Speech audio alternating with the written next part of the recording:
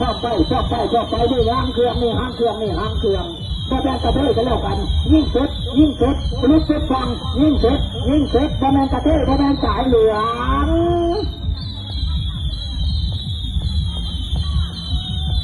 นี่คือ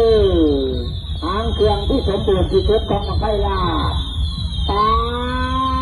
ที่น้องตัดพอจะงานจึงเสียดีตอนนี้ยิ่งขึ้นไประยะนี่ทะเลปุ๊บไปขึ้นไปแตกแล้วไม่ต้องแตกแล้วอาจารย์บอกนี่ว่าเบิดยังอยู่บ่นั่งไปเรื่อยนี่คือนั่งหางเครื่องนั่งขึ้นไปเรื่อยเป็นระยะพอจะงานจึงเสียดีไปพอจะงานจึงเสียดี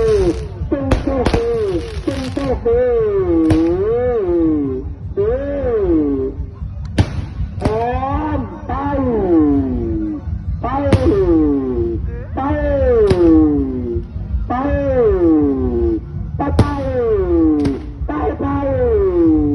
ยิ่งในอลังการจากสร้างสรรค์โดยงานเสียฉิมเจ้าของผู้ประเมินโดยงานสาธารณพร้อมบ่อาจารย์พร้อมระบอบยังนี่คือขึ้นไป